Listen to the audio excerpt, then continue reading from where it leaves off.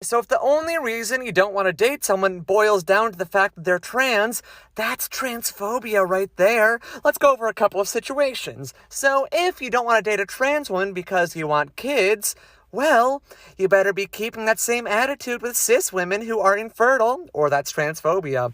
If you don't want to date a trans woman because you're not attracted to trans women, I would absolutely love to know how you're able to identify correctly who is a trans woman on site 100% of the time, because that is just impressive. I wish I had that ability. I'd love to be able to have even more trans solidarity.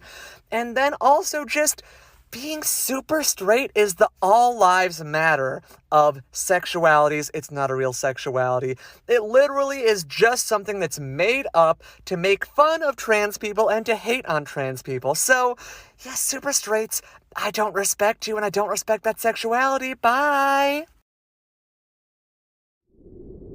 誰ウイスキーあ誰ねよくでながら楽がしてくれておーノーそれにあのレベルあいつあ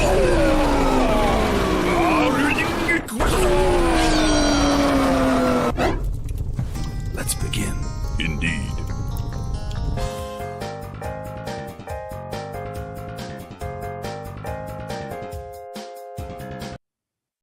All right, hello everyone, and welcome to Honey Badger Radio. My name is Brian, and this is the Fireside Chat, where I attempt to have interesting discussions with interesting people. On today's Fireside Chat, which by the way is the 200th episode, we're going to be talking with John Delarose, who is a, you are a award-winning and best-selling author. Yes. Right? And yeah, it's not always a constant with award-winning people. They spend most of their time not having an award, and then they get one. But yeah, you write science fiction, and you won the 2018 CLFA Book of the Year award.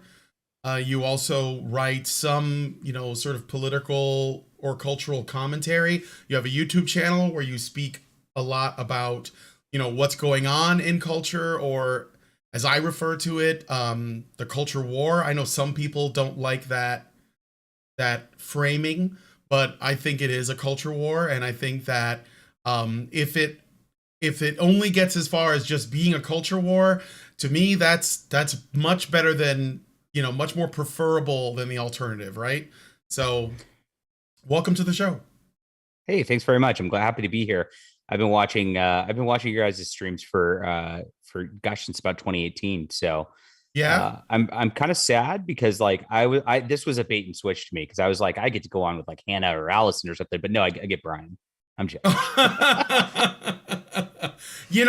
this happens. It happened to me multiple times. The Fireside Chat is almost exclusively just me talking to people.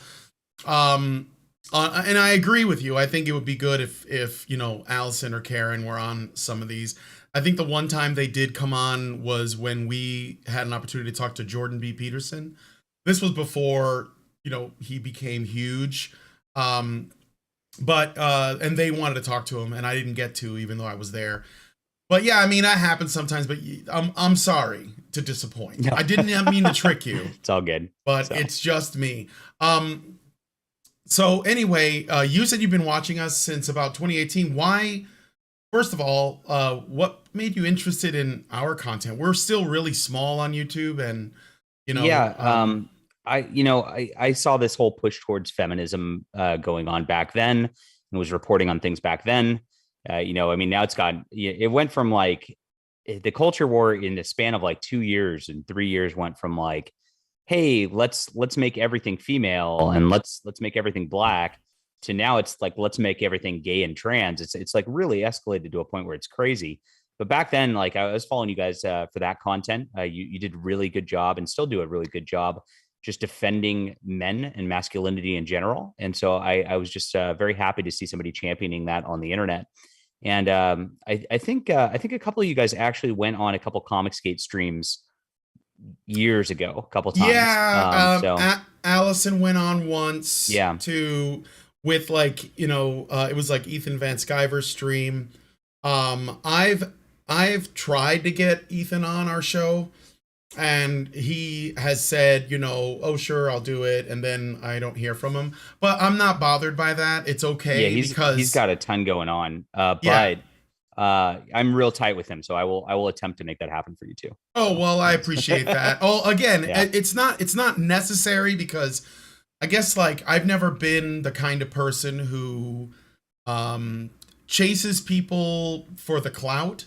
Like, I've been lucky, and I've managed to get on some, pretty, like, loud voices, or predominant voices, but that's not what I'm after, like, I think that it just comes down to, like, are there people who would be open to talking to me? And then if they are people I agree with, then, Yeah. are they like moving in the direction that I think, is the best? Because there are people who are, let's say, on our side in this, Nominally. nominally, or they don't have Yeah. they don't have all of their principles in a row, right? It's more like, Yes. oh, I'm just sick of, this kind of feminism in these books, right? Instead of, like, wondering, why is that happening to begin with? Why are we at this place? And it's because it's not just, they made Thor a woman. It's deeper than that. It's more Right. all encompassing. You know what I'm saying? Yeah, I 100% agree with that. And it goes back to your point of clout chasing. And there's a lot of people kind of who run in our circles who will fall kind of prey towards that a lot of the time. And there's a big hoobaloo going on right now with the quartering, especially because of this whole G4 TV Frosk situation. If you guys aren't aware of that, this lady was on. Tell us. Yeah. Oh, we know who Frosk is. We've talked about that. Okay. Her rant so against gamers and shit from G4. She ranted against gamers. Just totally lost her mind. Total creep feminist who just hates, her fans. That's what it comes down to. And hates the fans of the quartering and people like ourselves too. I mean, you guys are somebody she would sit and grind her teeth about every single day. So the quartering, what happened was on Twitter, basically she was like, all these YouTubers are talking about me, ha ha ha ha ha, trying to play it up, and was like, well, if you want to interview with me, talk to my agent. So a couple of the trolls on YouTube, like Vito, who's actually a friend of mine, we're all like, sure, let's do it. And of course, she didn't want to interview with Vito, but the quartering actually went and got her agent's email and actually was like, okay, I'll do an interview with her. And getting back to just like chasing clout and chasing clicks and things like that, that's one of those situations where it's just that. It's like there's no good that comes to talking with somebody like Frost. You invite her on your channel, and she's going to come on here and be like, you know what? Your Honey Badger fans are racist, sexist, homophobes, and they're terrible people. And she's just going to shit on your fan. I'm sorry for the swearing, but she's just going to shit on your fan base. And that's the entire purpose of her being there.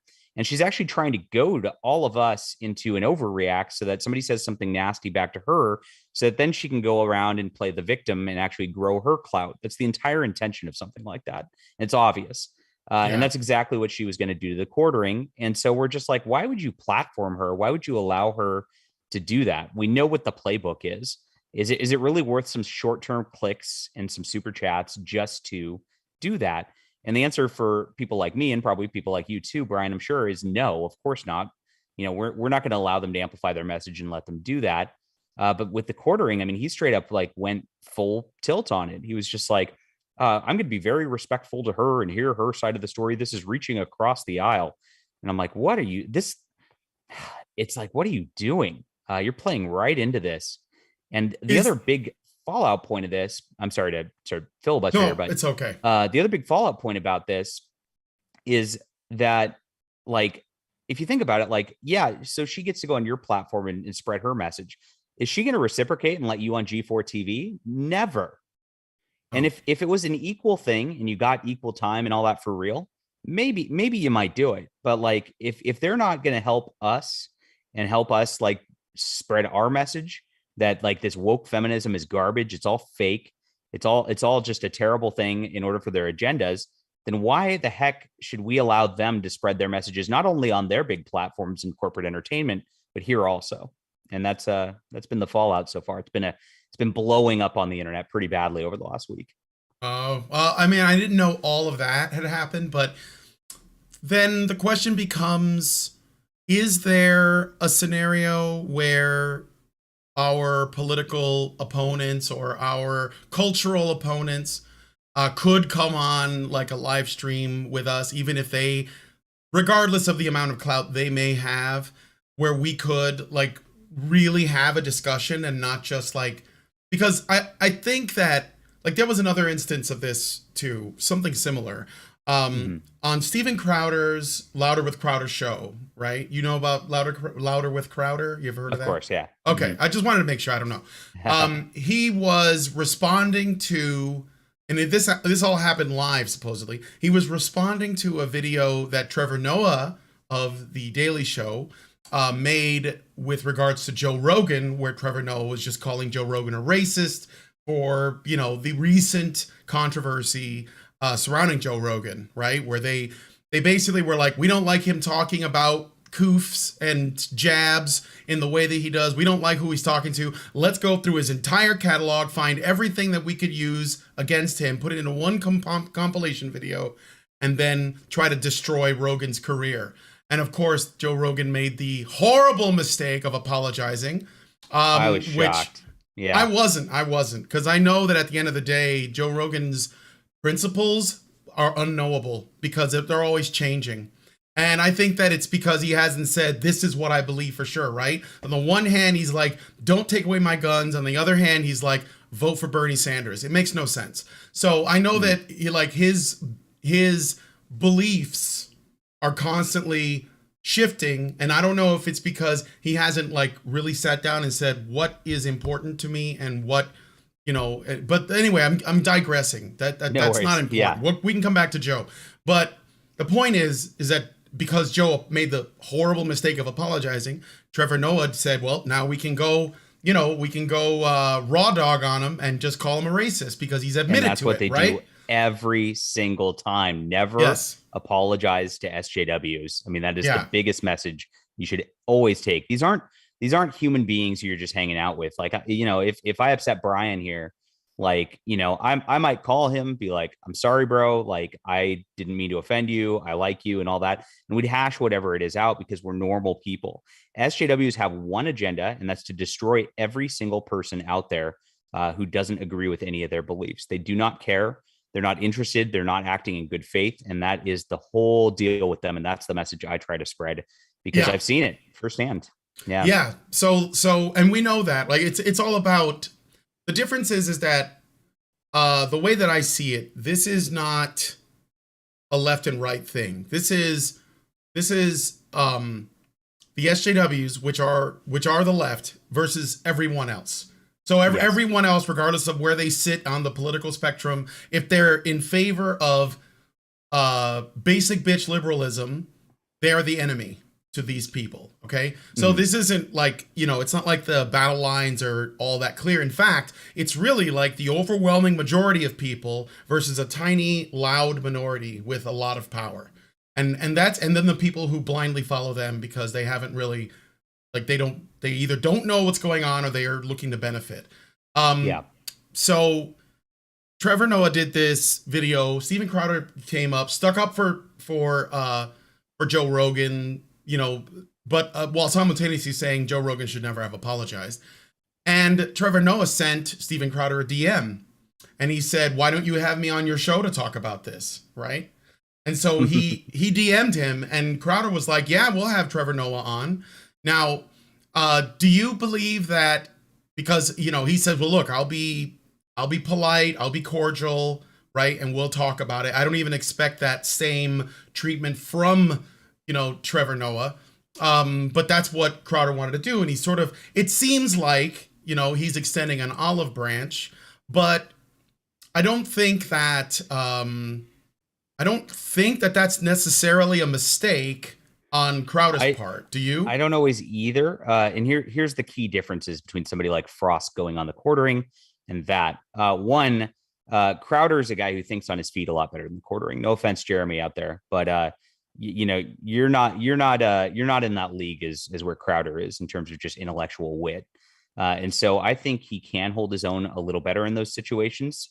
The other key component is Trevor Noah is he's the host of the Daily Show. He's a big name. He's not gaining exposure and all that. Like Frost, like if I go outside and I just like talk to some random person on the street, nobody knows who Frost is. You know, half of the people will know who Trevor Noah is. So it's not like you're like building this guy's free victim platform. He's already there. He's already at the top of everything. So it actually is a beneficial to Crowder there. Now, the one thing that I'd say is if I was in Crowder's situation, I'd not make all these promises saying, I'm going to be respectful to you. I'm going to coddle you and all that.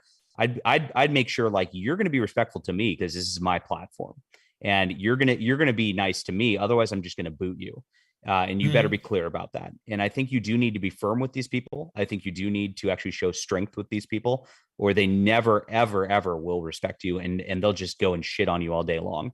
So that's the one key difference I do.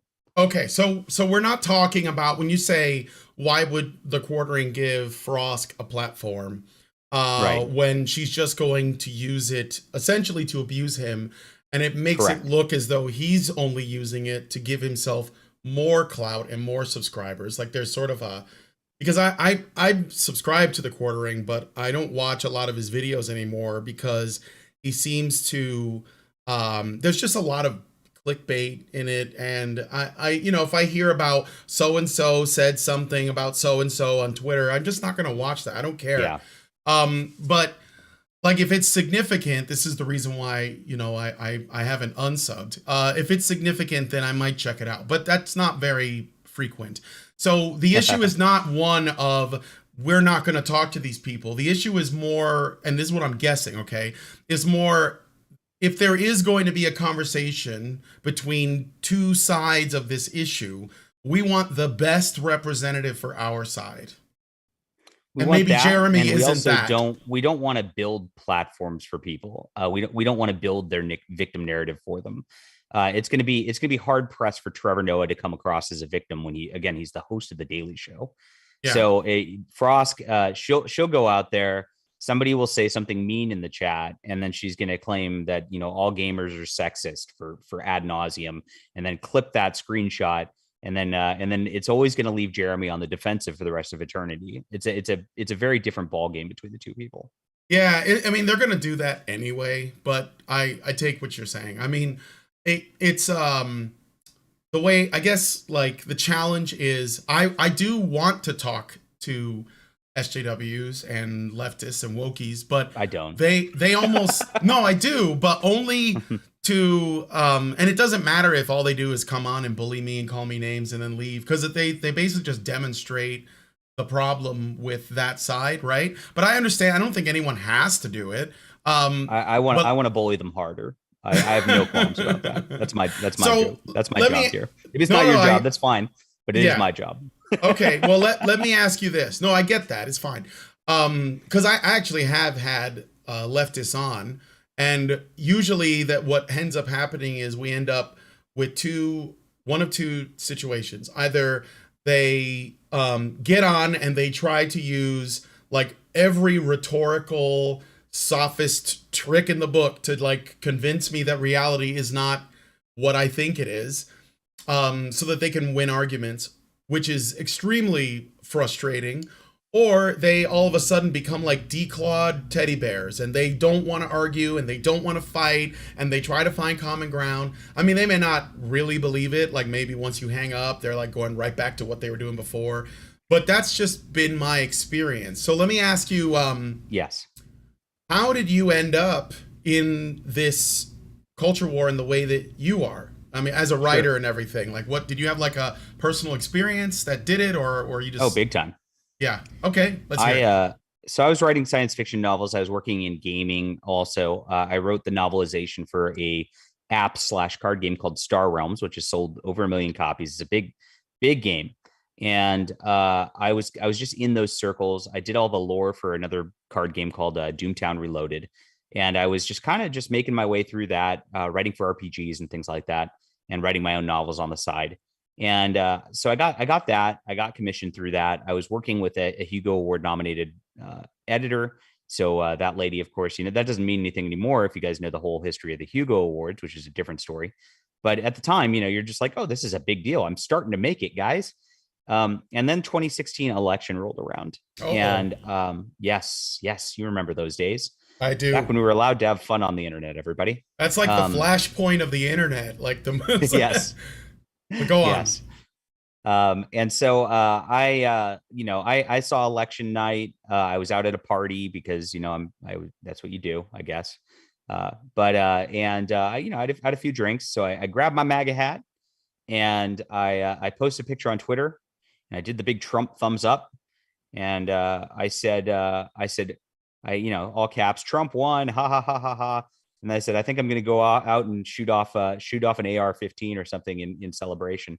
And and of course, I posted on Facebook, which at the time, I'm working for these companies a little bit, but like I'm still just like I've got 30 fans maybe at that point, right? So I'm not anywhere near a public figure or anything like that. I still am not anywhere near a public figure by the legal definition, interestingly. But I didn't know how to handle things. I didn't know things back then. Not like I care anymore. But I just posted that, and I didn't expect the flack that was going to come back. I got a scathing letter from my editor at the time. Her name's Jennifer Brozek, and I'm happy to name and shame now. So go for it. Your editor did this to you. My editor wrote me this like wall of text, because they always write walls of text. They can't just like summarize their points. And it was just like, your behavior on Facebook has been terrible. The author community is a very small community, and people see this kind of behavior. If you continue on this path, you're never going to get invited to be published again. It was that kind of crap. And I'm just like, why?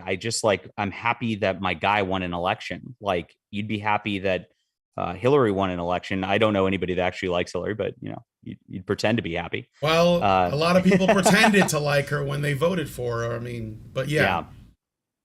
But and so I'm like, this is crazy. So that escalated, and I started, the people, like, I got a big mass unfriending by a lot of people in the industry, and I'm like, okay. So I a couple months later rolls around, and there's a local convention here. I'm in the San Francisco Bay Area of all places. So it's pretty rough. But I usually speak at a convention every year. It's called BayCon, which is the Bay Area science fiction. And then, it's a pun for bacon, right? And they didn't invite me to come speak this year. And this was 2017, right? And I'm like, okay. So I'm like, well, maybe I was just left off. So I started, and I'm like, it's kind of weird because I just came out with my Star Realms novel. I'm finally making a name for myself. Why would I not be invited to speak now? So I ask around to kind of the small authors circle in the Bay Area, and they're like, oh yeah, I got my invite. Everybody did, except for me. And I asked somebody who's tight with their like committee. I'm like, what happened there? It's like, well, the political thing. Nobody wants the. I'm like, what do you? I'm not going to be political. I'm going to be talking about my science fiction books. What are you talking about? And I look at their programming for the year, and I kind of had a wake up call because it'd been like this for a while. And the programming, you never noticed. All the little panels were like, being a woman in science fiction, being Black in science fiction. And I realized that, like, oh gosh, their entire programming is just like this identity politics whining fest about how terrible it is to be this or that. And they're all getting together and just whining. So that's what this was all about. They're actually the ones who are political. And so I wrote a blog, and the blog was just called, like, just take politics out of science fiction. It was all about, like, look, we're supposed to just have fun. We're just supposed to enjoy Spider-Man and Star Wars and all that together. And that's what these conventions are supposed to be about. We're supposed to enjoy our entertainment. It's an escapist sort of thing. We shouldn't make this about politics, and disinviting somebody over politics is ridiculous. And doing all these political panels is even more ridiculous. Nobody wants to go to this. Yeah. Well, a bunch of science fiction blogs picked that up in the industry, just started trashing me. Like, I mean, big names, big New York Times bestselling authors, John Scalzi, Chuck Wendig, lots of these people were just writing terrible things, and they just wrote nasty things about me. And just, they just went way off the rails. And I just, overnight, I'm seeing this and I'm like, holy crud, I'm just getting torched and destroyed. And then a guy named Vox Day told me to write something up for his blog about my situation here. He's like, name names. Don't be afraid. He's like, they've already canceled you. You're done. Don't even, like, you're never getting back in their good graces. Like, just, and it was very good advice, because I've seen so many times when people apologize, like Joe Rogan, and it just spirals and spirals and spirals. And I didn't have anything like that. I don't have a Joe Rogan audience. I had, maybe 30 people following me. So I wrote it up. And of course, at the time, there was very few people actually fighting the culture war on the right. It's starting to escalate quite a bit now. And so I got a small following out of that. And the attacks just escalated. And then the World Science Fiction Convention, which is the big science fiction convention that does the Hugo Awards and all these things.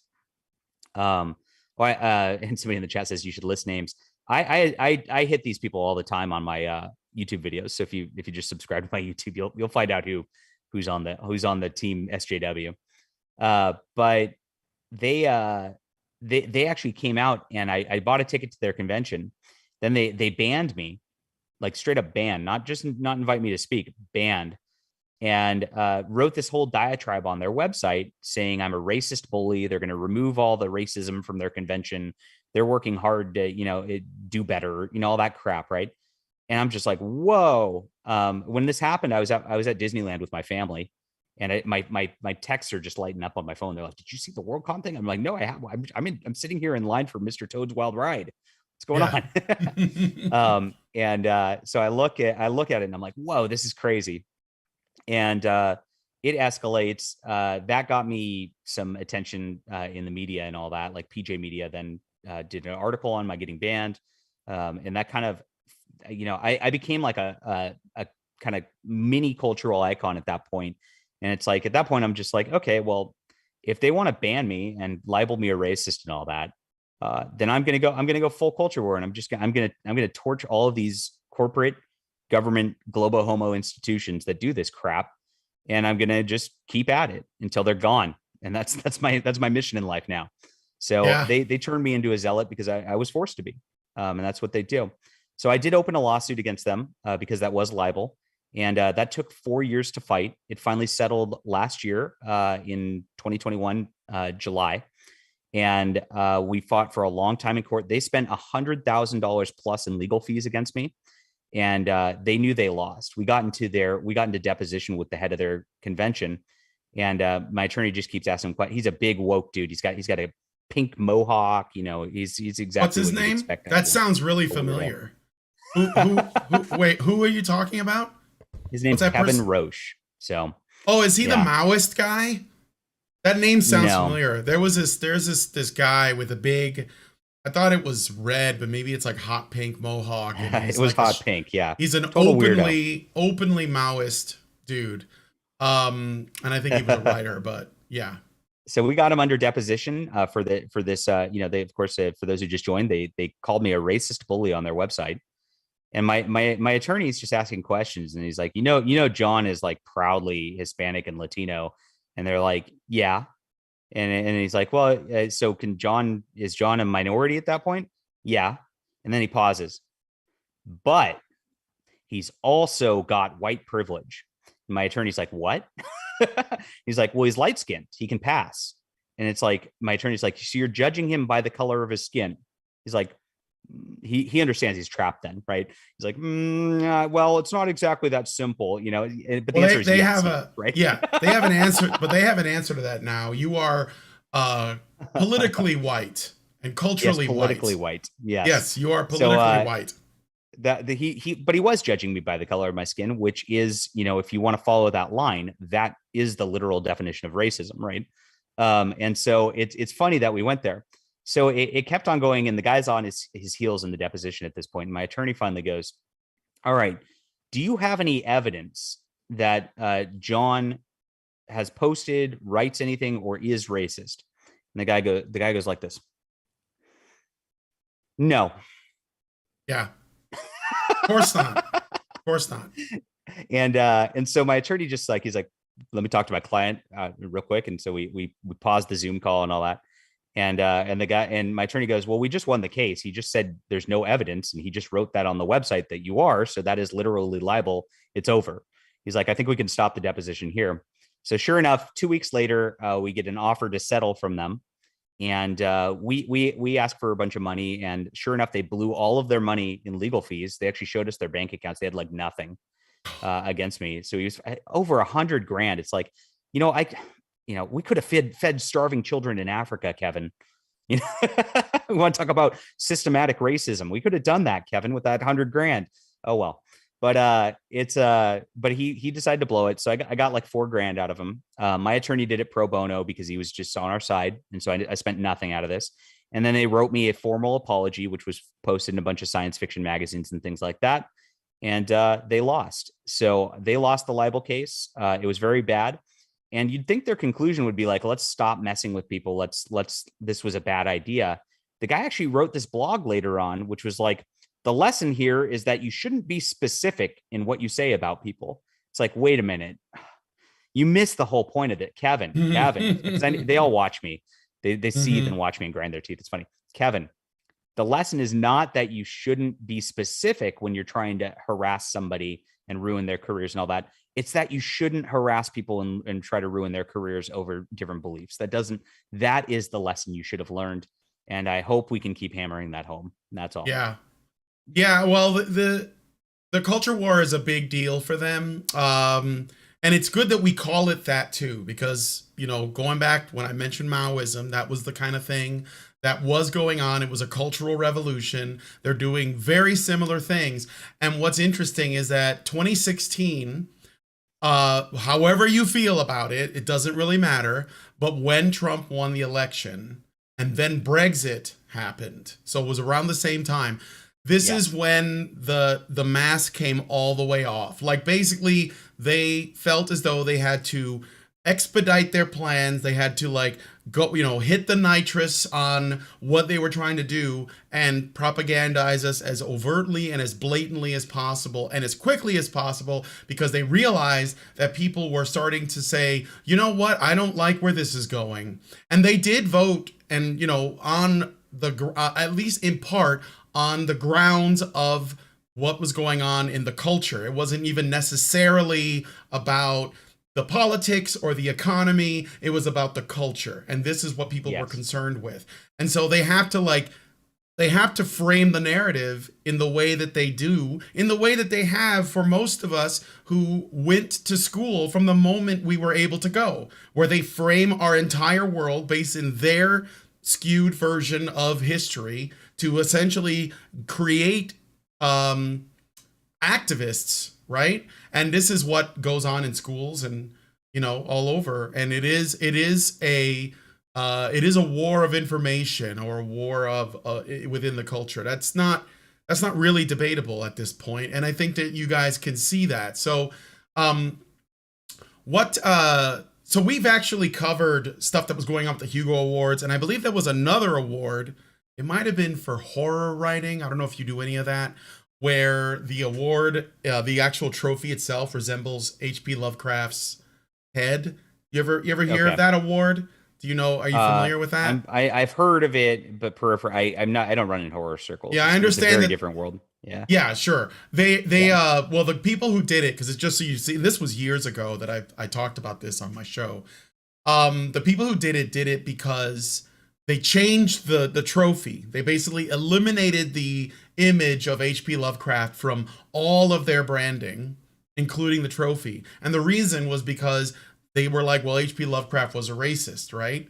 And so like they're erasing all of his stuff, although they don't have a problem using his work for their own, you know, ends. So it's not like they're against it in that, you know, they don't want anyone to think that they're racist by using his imagery, but they're not against it to the point where they're not willing to borrow and take inspiration from, or even overtly plagiarize Lovecraft's work. Yes, and I think the reason for that is actually something even more petty than you can like than the culture war, or actually being concerned about racism or something like that. Yeah. If they can erase Lovecraft and Robert E. Howard and Edgar Rice Burroughs and take their concepts of Cthulhu and the Elder Gods and all that, they can pretend like they created them in a way. And these guys are not creative people. Everything you read of them is like an allegory for how bad it is to be black or whatever it is. It's just like, it's very boring stuff that they write. They know that it's never going to last nor stand the test of time. And so they have this imposter syndrome about their own writing. And so what they like to do is pretend like everything's year zero and everything's brand new as of right now. And if they can pretend that loudly enough and enough people follow it, they can act like they're the authorities on culture, like they're amazing creative people when they're just ripping off all these greats that come before us. I'm quite the opposite. I love honoring the greats. I think it's important to do so. I homage them in almost everything I do. I got a book right now on Indiegogo. If you guys do want to check it out, it's called A High School Girl in the Crusades. And it's like a isekai manga style book about a high school girl that drops in the Crusades. If you're familiar with manga, there's a lot of that type of story in there. But I named it that, A High School Girl in the Crusades, because of Mark Twain's A Connecticut Yankee in King Arthur's Court. He was the first to really do that type of story. It's a beautiful story. Mark Twain is a legitimate, amazing author who like really did transform literature. So I want to honor that. I don't want to forget that and pretend like I'm creating this stuff out of thin air. I don't know. That's the difference. Yeah, that's true. And Mark Twain is being removed from schools. And he said the N-word. Oh no. Yeah, he wrote it in a book.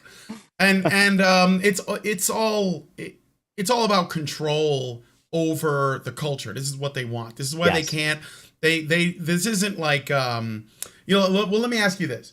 What's the difference? Have you ever heard the argument from these people when they say, and they will make this about comics, they'll make this about gaming, they'll make this about fiction writing, TV shows, movies, whatever, where someone will say, can you guys please, take the politics out of this thing that I enjoy? And their counter argument is often, it's always been political. And they'll give you examples, right? Oh, here's Captain America punching Hitler. It was always political. Why does like, what have you thought about that claim? And what do you think your response would be to something like that? I would say it was always right-wing and Christian in the actual golden age of our culture. If you look at things, there's a beautiful book. It's called Appendix N. It's by Jeffro Johnson. If you guys look that up, again, Jeffro Johnson, Appendix N. And Appendix N is actually the back of the book of the original Dungeons and Dragons game. And he lists all of his influences throughout culture. And it's a lot of stuff from the 30s through the 50s. And if you notice, they always erase stuff from the 30s through 50s. Anything from the 60s and forward is all that matters, right? That's when the boomers took over and the hippies took over and the drug addicts took over. And so they just want to pretend like nothing else before that. But all of these things were influenced by the golden age, and the actual creativity happened during that time. Elves and dwarves and all that was made like in the late 1800s through the 1950s. Lord of the Rings, Narnia, those were the original fantasies that, so if you want to go off on that, even Superman, Batman, those all came from the 30s, so all superheroes kind of were derived from that. So that's where everything really started. And it all came from books with just high Christian values every single time. If you look at just fantasy from that time, a lot of it is overtly Christian. A lot of it, of course, Lord of the Rings is a giant Christian allegory. And a lot of it is overtly right wing. If you look at the war against Hitler and all that, that was really like a right wing war in the 40s that they try to erase at this point and pretend like it's some social justice cause, but it was not. It was we were attacked by Japan, and we were just fighting back for our own sovereignty, and that was the whole deal. So, and so that's where it really all came from, and that's where all these things came from. So maybe they were a little bit political, but if you read them, they weren't really that I'd say overtly into current events, which they like to change the ideas of philosophy and things like that, philosophy, religion, and conflate it with current events. And they weren't quite as current event driven back then. Of course, the war effort it was a war propaganda for the US, and everybody did it intentionally as a war propaganda for the US. And everybody knew that the government would write to the comic book companies back then and be like, please help our war efforts. And they'd be like, yes, we're patriotic, we're nationalistic. We're going to do that. Can you imagine that these days? Like, if you look at the stuff from the early 2000s, obviously I was not a big fan of the Iraq war or anything like that. But if it was still a nationalistic, patriotic thing that was just pro-America, they'd be out there doing that. They'd be making pro-Iraq war comics. That's what it would have been. And it was quite the opposite. So things changed, and it became a just anti-truth, just angry, nihilistic culture that took over, while like normal people kind of just settled into our lives and worked, and we're like, you know what, we'll just let them do this because I don't want to try to be an actor and, you know, not feed my family, right? And so they were able to take that over because of that extent. So yes, maybe it was always overly political, but at some point it was always right wing, and so at some point it was always conservative, and that only flipped in the 60s. That's kind of a brand new thing that started with the boomers, and the boomers just ruin everything. I stand by that statement.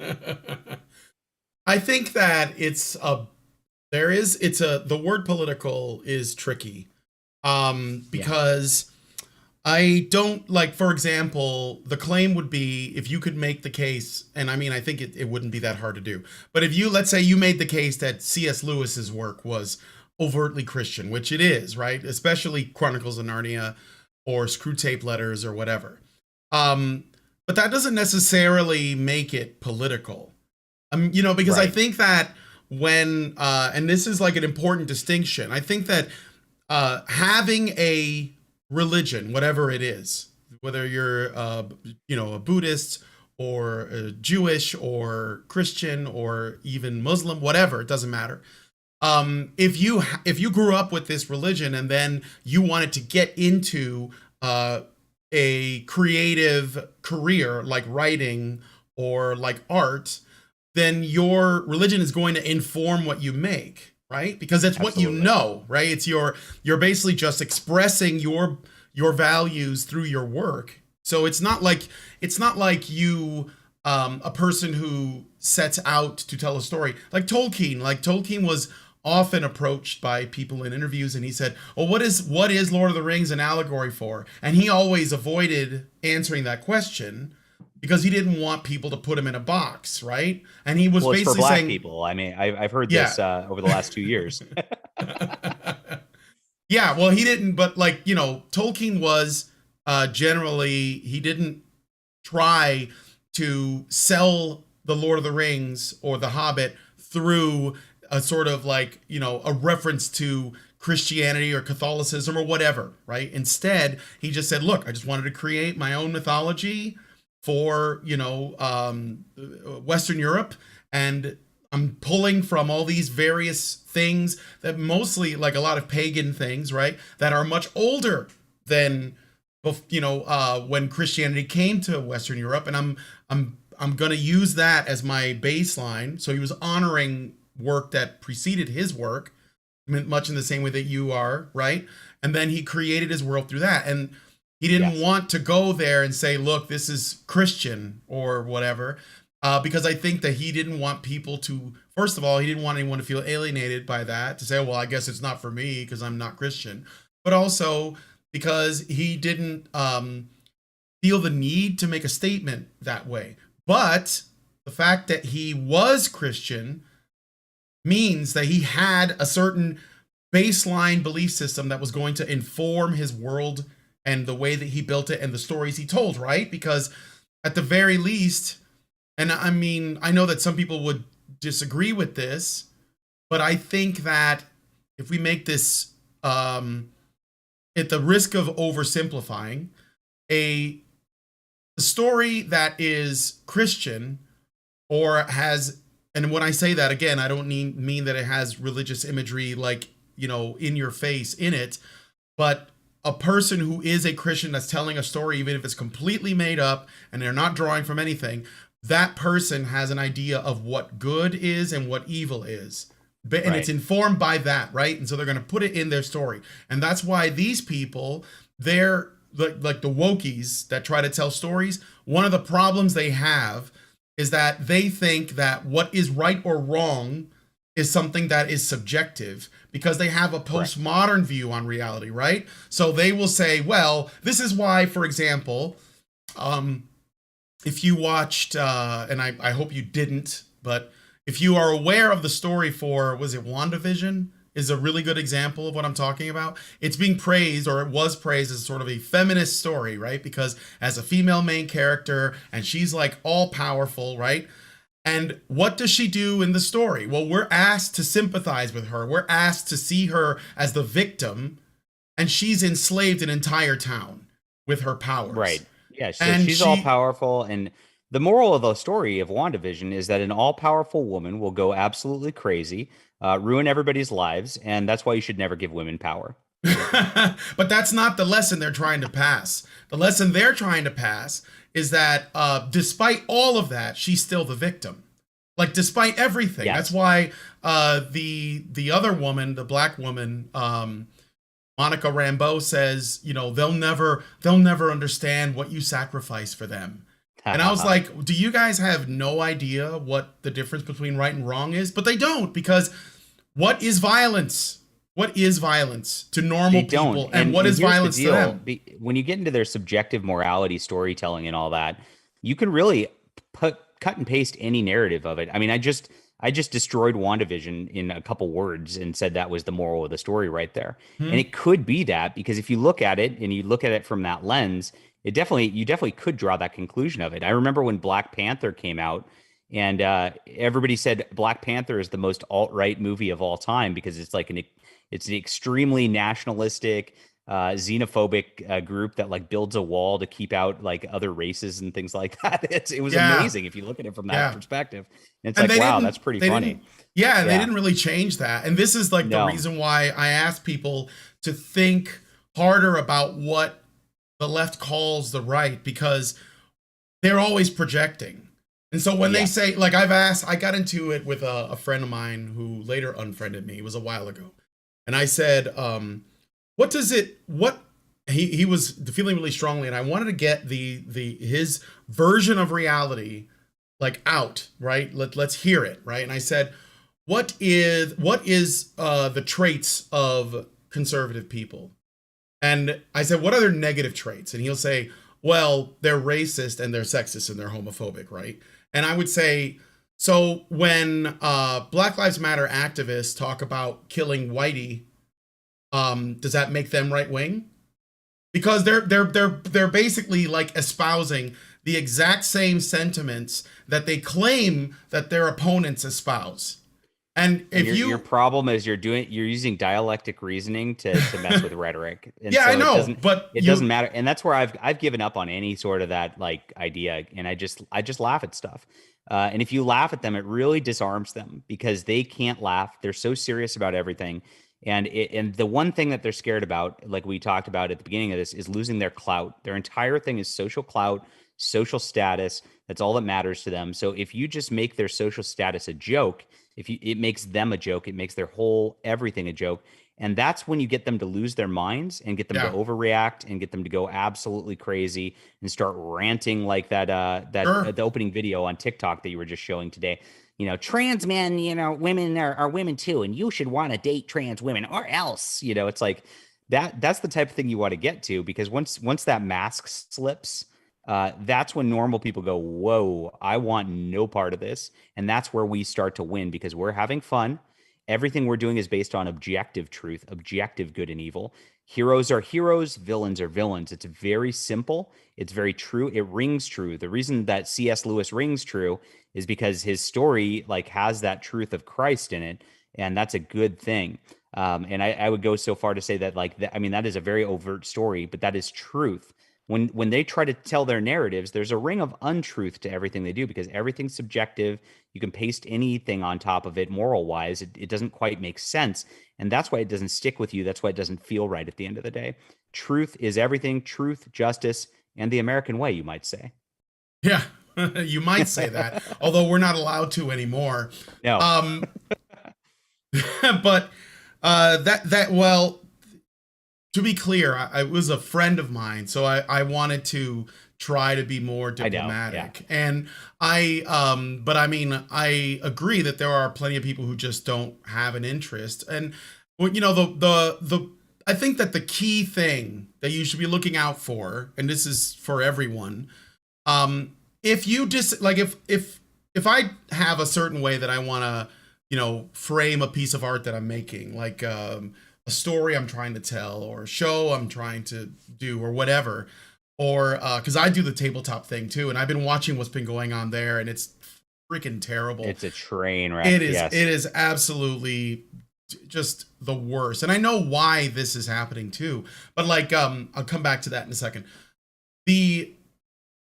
what it boils down to, and this is the most important thing, because when you're arguing with these people, they will say, well, we're just doing what you're doing, right? You're making your content political. We're going to make our content political. Even though if you're just talking about things like morality or ethics, it's not political, but it is to them, because they see ethics and morality as a complete distortion, right? Compared to and these things can be objectively measured. I'm not saying that there's never a time where people are like, a bit morally gray, like they don't really know what the right move is, etc. I'm not saying that doesn't exist, but I'm saying in most cases, if it boils down to right and wrong, and it usually does, the author or creator should know what that is so that they can do it well. Otherwise, it won't ring true for regular folks, which is why a lot of this woke content gets rejected, because they're like, well, that doesn't make sense, right? And so, like, what does it boil down to when you're talking to these people or anyone? Well, what it boils down to is, regardless of what their views are, regardless of what their, what they will tell you they think, what it boils down to is whether or not they believe that force needs to be used to get you in line. Force is the best thing to look out for when you want to know whether or not someone, has lost the plot. And you can look at stuff that's going on in our real world right now, where there are people who believe other people should be forced to do something they don't want to do. Mm-hmm. And they're willing to use top-down control to do it. And this is what these people always do, right? Because they have two ways to get people to fall in line. They either try to scare people by saying, we are the majority. So they use democracy or mob rule to get their way. Yes. They use the mob, yes. Or if they don't have the mob, they'll just go with whoever the most powerful person is in that particular, area that they want to control. So if they can't do it through overt political power, for example, which is, political power is basically the ability to use force on people, because that's what the state does. It's really the only thing it does. And that's what they will use. That's why they try to put their people in positions of power. But if they can't do it that way, they'll do it through cultural power, which is similar. This is why you have, we're the people who just so happen to own all of the publishing companies. We own the award companies. We own, other cultural institutions. That's why they, will go and get jobs at Wizards of the Coast. And then they'll just do top-down everything. Okay, now you have to use pronouns in this D&D game. Now you have to, do this or that. And that's what they do. And so, like, with, I was never a fan of... You did a video about Critical Role. And someone on Kotaku that was basically looking to get some of that sweet pie wrote a hit piece on Critical Role, right? Now, that's basically woke leftist versus woke leftist. It doesn't have anything to do with me. I don't like Critical Role. Very happy when I see it. Yeah, yes. I love it when they eat each other, but I'm not a fan of Critical Role. And the reason for this, and this is why I bring this up, is that Critical Role is being positioned as a cultural leader within this hobby, so that they become the status quo, right? Their way of doing things. And that is not an accident, and that is not organic, and that is what they are doing. And the truth is... It's never an accident or organic. It is so hard to get organic traction. You guys have no idea. You do on this stream. I mean, you guys have fought tooth and claw for every subscriber this entire way. And I know that, and I have too. And I'm building up a little bit. But the ones that get pushed, and when you see them, like Critical Role gets comic books made out of them that are in comic book stores, published by big publishing companies, that there's a big force behind it. It's not something that's just happening. It's not just because there's consumer demand for it. It's because it's being forced. It's because there's a whole advertising campaign around it. It's brainwashing every single time that sort of thing happens. Yep. It's always astroturfed. And, it's artificially made to appear as though, oh, look, people just like this, I guess. And of course, and this is the biggest problem I have with all of these things that are happening in our culture, there are these people, I call them culture junkies. And culture junkies are people who will eat up whatever the mainstream puts out, no matter how woke it is, no matter how much they get overtly attacked, right? No matter how much they destroy their favorite, I guess you could say, franchises or other hobbies or interests. So like, you know, I don't watch Marvel movies anymore. I don't watch Star Wars shit anymore. I was really never a big Star Trek person. Doctor Who, none of it. I don't support any of it. I just look for either independent things, or if there are, like, you know, people doing it well, I'm just going to do that. And I suggest it, but You're the culture exception to junkies, my rule, my friend. That is that's very unusual. And that is the big thing, is more of us need to get off that train. It's like, it's an addiction is what it comes down to. It is. That's what I'm saying. That's why I call them like culture drinking junkies. alcohol. It's like, and an alcoholic will go, just one drink's not going to hurt. Yeah. And that's exactly what it is with my brand. And they get you, that they do it intentionally. They throw these little nostalgia bits at you because it gets your little dopamine going. And I don't mean to sound condescending to anybody. I screw up with this too sometimes. I'm not saying I'm Jesus on this, but that's what they do. And they know that a lot of people will just come back and just no matter what, just because it's the brand, they'll do it. And so we have to condition ourselves and actually force ourselves to go like, all right, a brand is just a brand that's owned by a corporation. Star Trek is not Star Trek now. It's just a name that's owned by a corporation. These are fan fiction writers who are writing a thing created by a dead guy. He's dead, DED. Yep. And they are just writing bad fan fiction, and yet it's authentic because a corporation says so. That's it. It has nothing to do with it. Star Trek Discovery has nothing to do with Star Trek. Why view it as Star Trek? Don't view it as Star Trek at the end of the day. And that's it. And it's like, it's crazy because like this all started again with just boomer culture in the 60s. If you go back prior to that, again, you don't see people making Mark Twain novel ripoff, like spin-off series, right? Yeah. And it's because of the copyright law at the end of the day. The corporations know they've finagled the copy. There's too many things to talk about. I'm sorry on this. No, but it's corporations okay. have finagled the copyright law so that they can own all these properties like for like 100 years or in perpetuity. It changes all the time. And they've done that so that they can control the culture and that they can just make a quick buck off of the brand thing. The reason that you don't see Mark Twain stuff is because, you know, Brian wants to write a Mark Twain sequel novel. He actually can. Anybody can, because it's public domain. Nobody owns it. So there's nobody protecting that brand and making that brand a thing and trying to create that mystique around that brand. So that's why none of that stuff happens. But at the end of the day, again, it's just fan fiction. Just view it as fan fiction. Laugh at it like bad fan fiction. I mean, they've been making you know, cat ladies have been writing stories about Kirk and Spock banging each other since the 70s. And yeah, it's just, of course, it's old fat ladies with like 10 cats. They're disgusting. They're all hoarders. And that's how you have to view the people who write Star Trek Discovery, because they're the same people. Well, I think it is. I think a lot of it is fan fiction, honestly. I think a lot of it is. I mean, it's got like a budget, but that doesn't mean it's not crap. And this is the thing, like, you know, I know a lot of people who they just cannot walk away. And I said, look, just, you know, I have friends that still do this. They'll be like, oh, did you see the new episode of this? And I'm like, no, I don't watch that garbage. I don't care.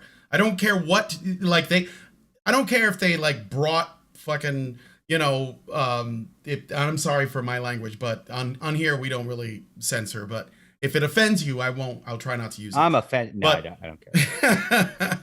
I know some people get a little weird about swearing. I am trying not to swear more because it's in my lexicon now and I just do it by an accident. And God does hate swearing. So apologize to God, not me. Okay. Sorry. So anyway, no, I try to, you know, I say, look, I don't watch that because it's, and they could, like I was going to say before, I don't care if they, you know, manage to find the fountain of youth and then have Mark Hamill drink it so he can play Luke Skywalker and like, you know, as he was at the end of Return of the Jedi. I don't care. It's because more sinister than that. They're not even honoring the actors by having them come back anymore. They're making digital recreations of them and then digitally recreating their voices too. It is a soulless machine in every every sense of the word, Yeah. from top to bottom. And so it's really disgusting. Yeah, and I mean, like, all Yeah. so that you can get, like you said, and this is like they, you know, when they did the Star Wars sequel trilogy, and I'll use Star Wars as the means, but this, you can apply this to anything really. I think I saw the Force Awakens, and I wasn't expecting it to be good, because when I saw a female lead, I was like, yeah, this is going to be garbage, because these people don't know how to write women, because they don't see them as human beings. They see them as tools for their, you know, for their politics. I mean, I've been talking about the evils of feminism for like 10 years, and I don't know why people are still shocked at the shit that, you know, happens when I'm like, yeah, that's going to be garbage. And then it is. And they're like, whoa, I could have sworn I was, no. But I knew from the first film. So I know that, and this goes back to the culture junkie problem. There are a lot of people who are like, oh, well, it was The Last Jedi that killed it. It's like, no, it was dead in The Force Awakens. It was dead there. Awakens. That was a terrible movie. Again, like, if you just look at the plot of that, it was a soulless copy of the original Star Wars movie. They had every plot point almost verbatim in that movie. And then they just pasted a girl and a black guy in it. And they gave them no character. They gave them no interesting, ideas of their own. And that was the whole deal. From that point over, it was over. And that's exactly what corporations do. So. Yeah, exactly. But there were people who wanted to be forgiving because they desperately want their hit. And it's not even like the wokies, they already control most of these brands. They just do. This isn't like, you know, there's a lot of, there's a civil war going on within Lucasfilm. No, there isn't. All of them are on the same side. They all believe the same things. They all think that this is important. And this is everywhere. You know why? Because they're not going to hire people who disagree with them. They don't. No, they won't. Everybody lives in the bubble. They only give jobs to the people who believe what they believe, and, you know, donate to the appropriate political parties or the appropriate candidates, or they subscribe to, you know, this or that cause, which is all woke garbage. It's all feminist, intersectionality, critical race theory stuff. And that's probably the only thing you need to put on a resume, honestly, if you want to get a job there, because you don't have to be talented. You don't have to know what you're doing. You know, you just have to be the right shade, the right gender or not gender. You get to be a diversity hire. That's the best of all worlds. Why not? Then you don't have to work, and you can never get fired. Yeah, you can't be fired, right? The unions protect you. And, you know, that's not going to change. So, like, what then do you do? Well, you just reject all of it. Find something else. I watch old movies that I missed, you know, when I was younger, or I didn't have the capacity to appreciate. And I rewatched some of my favorites from when I was young, and this stuff wasn't as bad. I mean, I think it was still there, like in the 80s and 90s. Like John Carpenter, for example, he had like very strong opinions on Ronald Reagan's administration, and he made films about that, right? I think The Thing was one, and They Live was one. But the thing is that John Carpenter, and Ridley Scott has done this too, and Paul Verhoeven, like a lot of these guys who I like, despite the fact that John Carpenter was so political in his content, he also happens to be good at what he does. So when he made the movies, nobody really got that connection, and he had to like explain it in interviews. And the funny thing is in the 80s and 90s, I would say culture was already subverted then, and you made that point that he was doing that, and that was the first subversion, right? And that was to make everything dark and nihilistic, to make what's good, America, Christianity, to make that the bad guy. If you notice, like preachers always ended up being like, you know, serial killers and rapists at that point. Yeah. You know, it's like that was the first subversion. And if you go back to those movies, it's all there.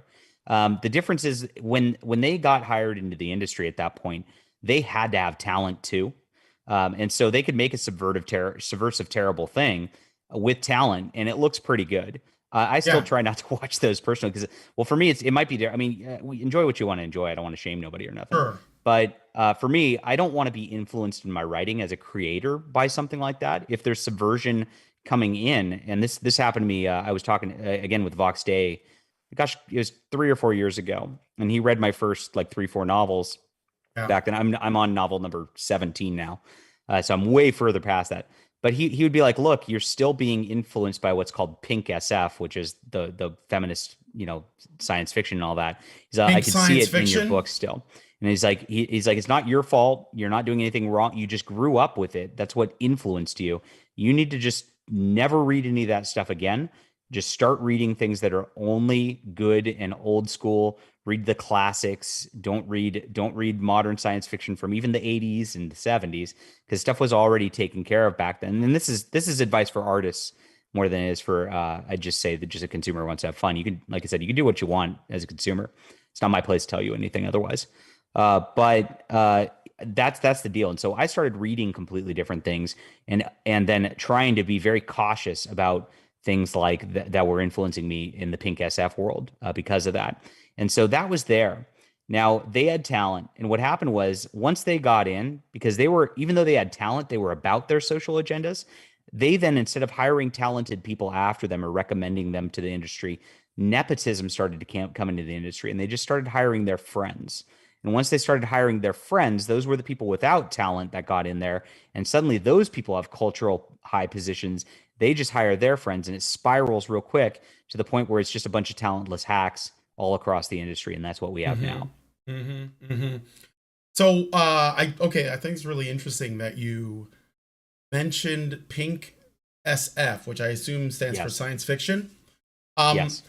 So do you know in what ways you were influenced by that in that work that, you received criticism for?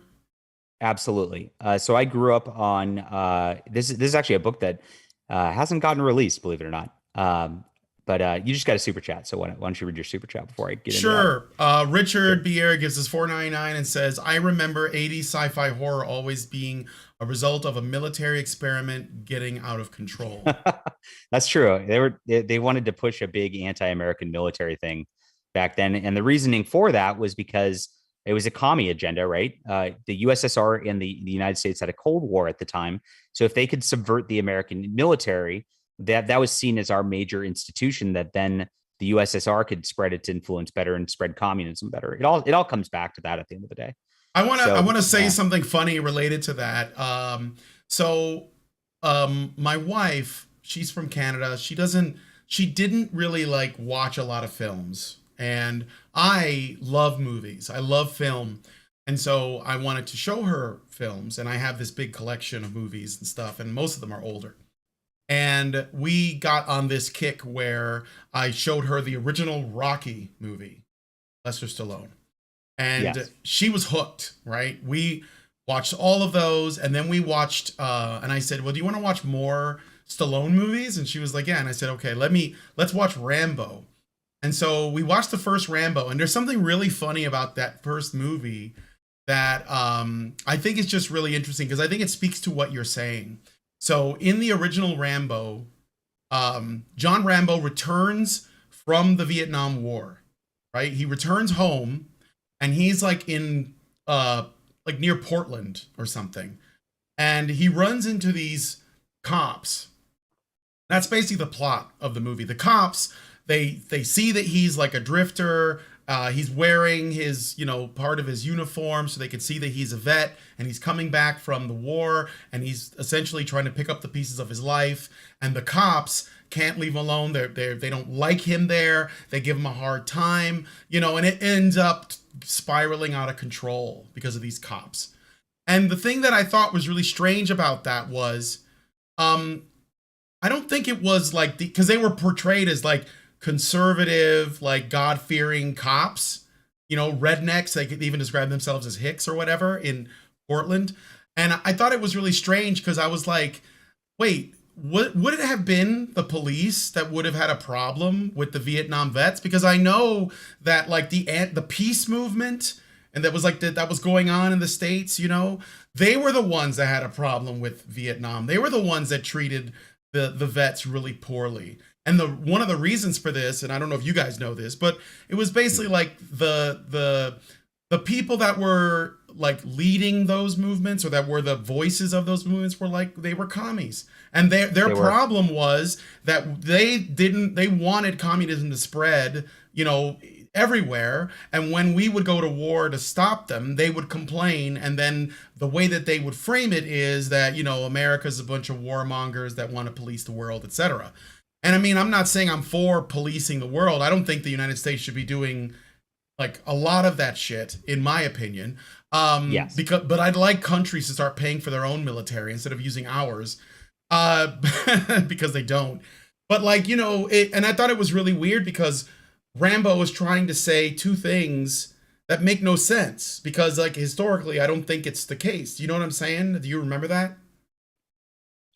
You know, I never watched Rambo.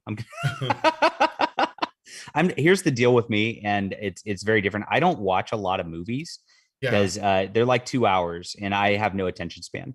But I also don't like staring at a screen in general. And it's like, as a writer too, like I'm sitting here going all day long, right? So the last thing I want to do for fun is stare at a screen. So I really don't watch a lot of movies. Even in the past, I really never watched a lot of movies. So I'm much more the type of guy that just picks up a book. And so Rambo was never really even on my radar. There was Yeah. a book, but I don't know how many liberty. Rambo's based on a book. I never read it, and I don't think the title is, you know, Rambo or First Blood, but it doesn't matter. My point is that that's an example of how, you know, things can be a little bit distorted, so they can like say, oh yeah, the anti, you know, the anti, well, I mean, they weren't even like a peace movement. They were just like cops that just felt like being assholes, and it just didn't make any sense. Like I was like, this doesn't make sense. And when you look at it with fresh eyes, because I'm not a little kid anymore. When I was a little kid, I was like, those guys are mean, you know. But when you look at it as an adult, you're like, that doesn't add up, right? So this is what I was getting at. So anyway, you were talking about pink science fiction and what it was that there's influence. There's a scene in a book. It's a very little thing, and I just never would have noticed or thought about it. And the whole point again with that was like, so my editor on that, who's Vox Day, he calls me up and he goes, John, you have this scene, and it's like, he's like, you're still influenced by this. And he's like, it's not a big deal, but I'm just going to point it out. Like nobody would even notice this except for me, because like, you know, he's very in tune with that. But he's like, you're still influenced by all this stuff. He's like, you have a scene in your book where the mother is praying over the dinner table with the kids. Now that is a feminist cultural thing. That is a subversive thing. The father is supposed to be the spiritual leader of the household.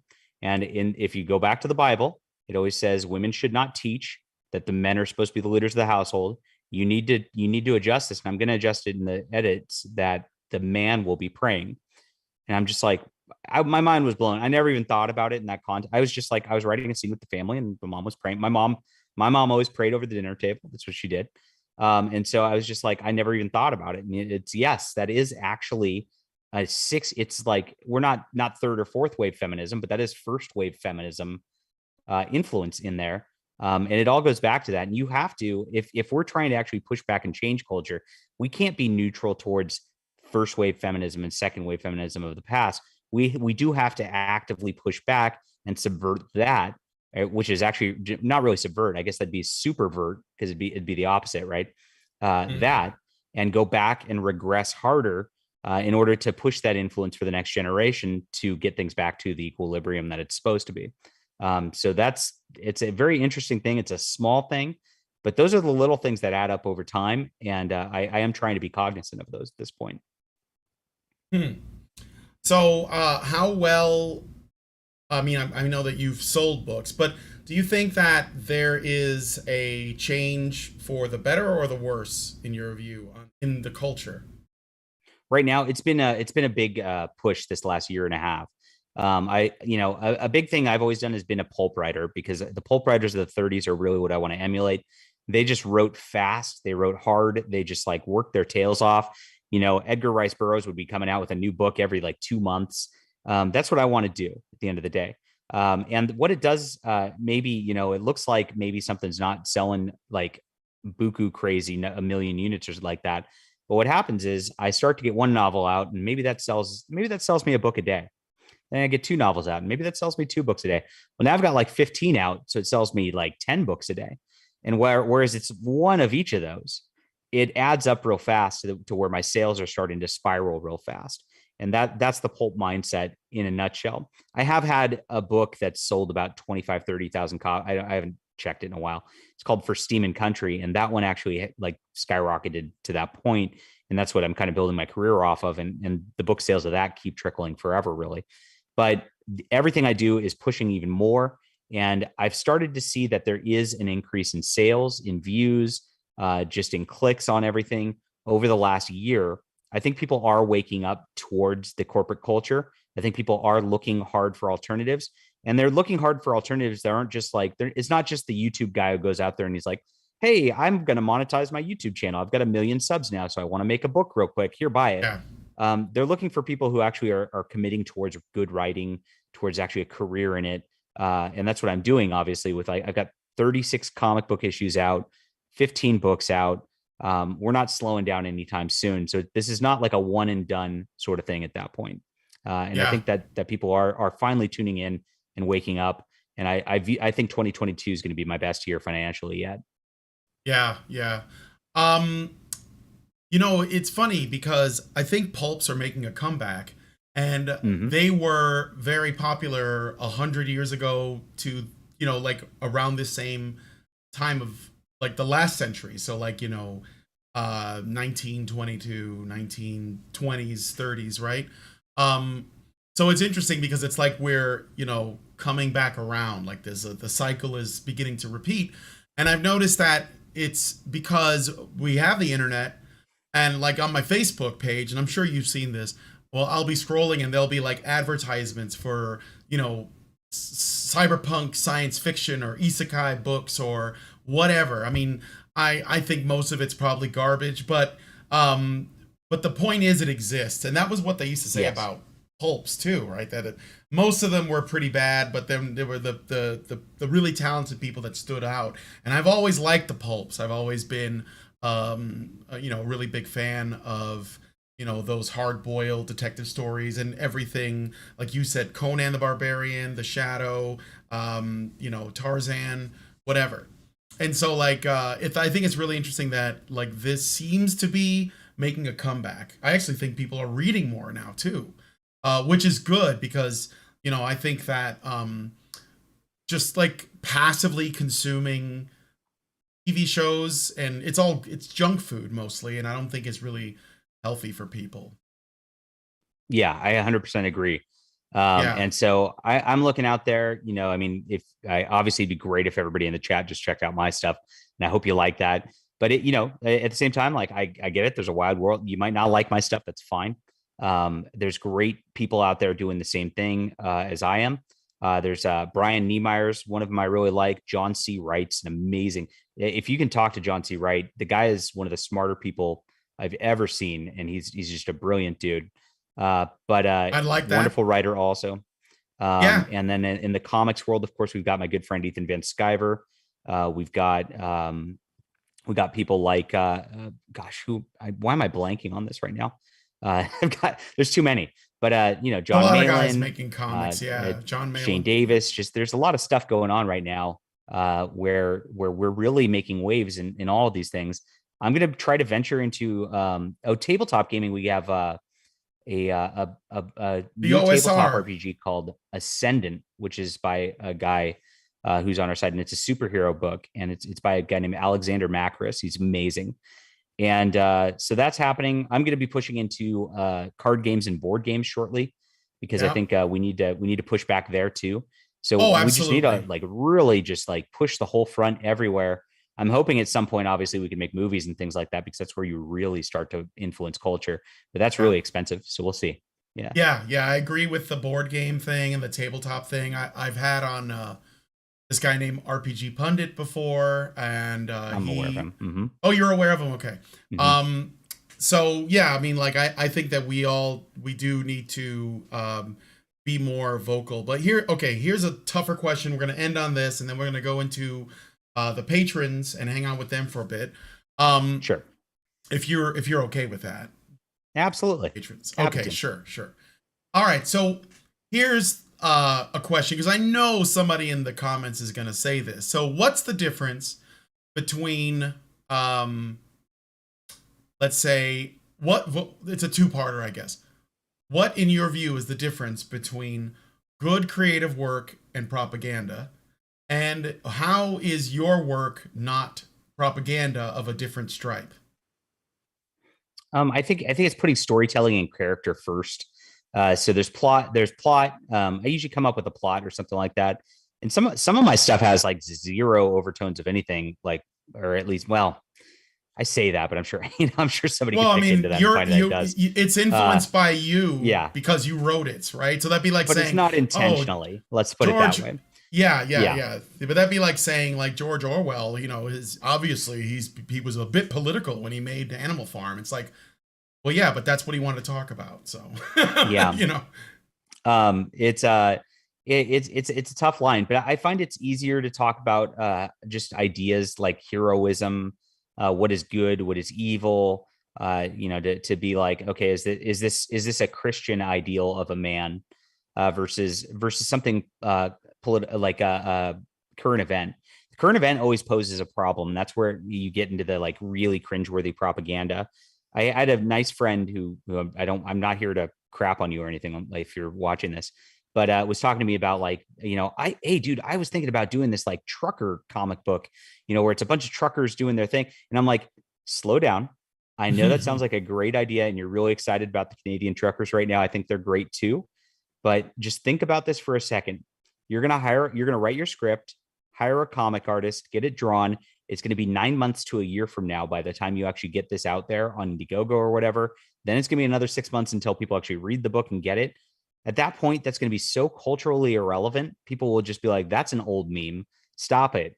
And they're not going to want to read it. So that is what propaganda is in essence. And that's what you see Marvel and DC doing in essence. Like they always, like, I was reading a thing the other day and it was like, it was very obvious that they made the Kingpin into the mayor of New York, right?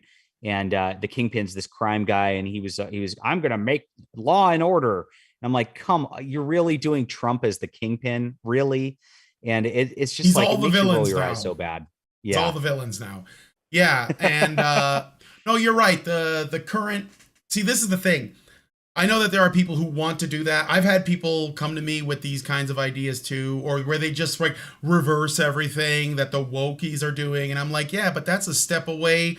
That's even less creative than what they're doing. It's like, so what I say is, look, if you want to talk about something current, there is a way you could use it as the place where you draw your inspiration from. And what I would say is, think about what are the principles in this that you want to speak about, and then that's like the skeleton of this whole thing. So the truckers thing, it's blue collar people standing up to, it's basically populism, let's put it that way. It's blue collar people standing up to the elites, and then the elites are going to try and create a narrative and use all of their apparatuses, like the media and academics and everything else, and their entertainment, to push back against you. So can you do that without it being so on the nose? You're starting to think about the global holistic part, and taking the moment trucker thing out of it, so it's not like a very obvious current event thing. That's a pretty neat idea, and you could put that into a sci-fi world pretty easily. And do that. My next comic graphic novel is going to be called Overmind, and it's basically a commentary about how social media brainwashes people into being subservient, and that's what it does. Of course, it's a big science fiction world. There's no Twitter, no Facebook mention, none of that. You wouldn't even know that's like the actual message of it if you actually read it, like without me telling you, probably. Yeah. I mean, you might. I mean, there's probably some pretty brilliant people in the chat here, of course, but a lot of people aren't going to notice it. Let's just say that. And but that is the underlying theme of it, and that's what we're trying to do with that. And I do want to get people off of social media addiction too, even though I want people to follow me. It's a tough road. Well, I think there is a way to moderate that. I've been kicked from Twitter because I criticized socialists. So, but it's true. I basically told them the truth, and I said the Nazis were socialists, and I got permanently banned from Twitter for saying it. Wow. So I know I hit a nerve from Twitter for saying whitey to someone the other day. Oh, last year. But now I have a good friend noticed. on Twitter who's totally not me, who's managing that account. That's a parody account. So you can follow that person instead. Yeah, I put the links to all your stuff in the description so people can check it out.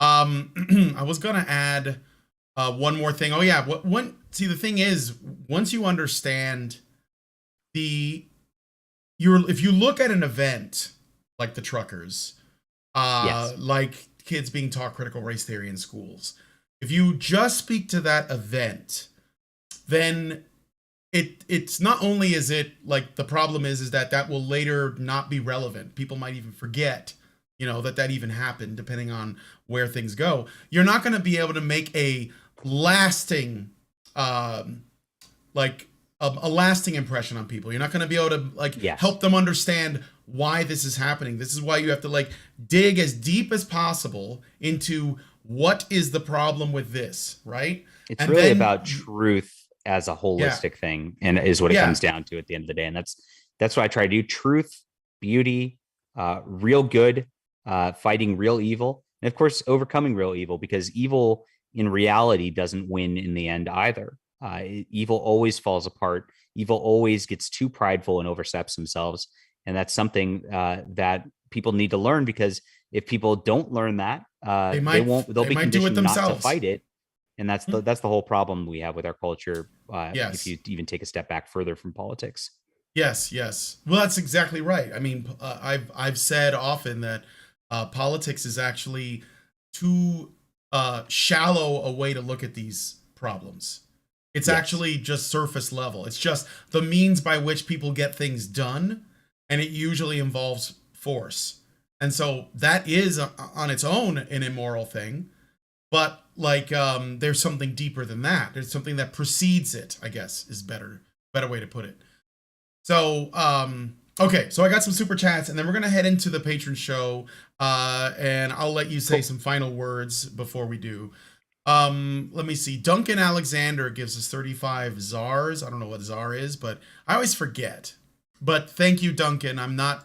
I don't mean to not know what your currency is, but I always yell at my chats and I tell them, "Give me real money. What are you doing?" but I'm not nice like Brian, so it's a big different thing. He goes on to say, the last scary movie I watched was Vivarium. It was really good, I thought. Probably could have been made into a series. I've never seen it, but I've heard of it. I think horror is really hard to do. So, it's like comedy. It's very difficult, and you have to be pretty smart, because otherwise you're either not going to scare anyone or you're not going to make them laugh. So, Egregious Charles gives us $5 and says, I'll check out your stuff on Amazon. Ever thought of publishing stuff as Bane ebooks as well? Bane, I think, spelled Baen. Yeah, I read a lot of Bane books. No, because I think the old publishing models are dead. And this might actually be a good Patreon topic for you. I can go into that in depth, but I like being independent is what it comes down to at the end of the day. All right, that's it for the super chats. Do you have any? Well, first of all, thank you so much for coming on the show. We're going to talk with the patrons a bit. I'm sure that they have lots that they want to ask you about. Do you have any final thoughts before I close it out? Sure. I would love to just shill my books real quick. So thank you. Yeah. So I'm an author. I make my money at this. I am full-time at this. So I appreciate everybody who comes out and supports. You guys are the reason that I can do this. And we're growing. Things are just going to be getting better over and over. And we're just going to try to produce higher quality content for you every single time. So Amazon, I always say my most popular series is my steampunk series, which is For Steam and Country is the first book there. That's one that sold 25,000 some odd copies. If you really want like a strong male lead with like good Christian values and are looking for something to replace Star Wars, look for my book Justified. Now you're gonna have to look for my name with Justified, because that title gets used a lot, but look for those. And then same thing for comics, same sort of scenario. Deus Vult, which is of course the Crusader cry that means God wills it in Latin. That's DEUSVULT, 2 words. And those are all on Amazon, so you can just check those out really easily. And some of them are on my my web store. If you don't want to support Amazon, you can buy direct from me on my web store or email me. My links for my whatever website is in the description below. And YouTube, Please subscribe on YouTube. We're growing so fast. Just look up my name, John Delarose, and that's it. Yep. Thanks. But I put links to all of it already in the description. Your website. A hero. Yeah. Well, I try to help out. So we're gonna go into the patron only show now and talk a little bit more. If you guys want to join us, you have to become a badger yourself by going to feedthebadger.com, and that's feedthebadger.com, and you can set up a monthly subscription, and if you give $5 a month, we'll give you a link so you can join our Discord. The Discord is a community Discord for our supporters. It's a place where we have events, we have discussions, we actually have writing workshops that Allison runs because she is a writer, and people post all kinds of stuff, and there's movie nights, there are game nights, all of that. So please consider supporting us by going to feedthebadger.com. For now, we're going to head over there and continue, and hopefully we'll see you guys in the patron only content where we'll talk a little bit more. So thank you guys so much for coming on today's episode of the Fireside Chat. Please like, share, subscribe, comment, and hit the bell for notifications. All right. Thank you guys so much, and we'll talk to you all in the next one. Men's rights activists are machines, dude. Okay? They are literal machines. They are talking point machines. They are impossible to fucking deal with, especially if you have like a couple dudes who have good memory on top of that too. Holy shit, you're fucked.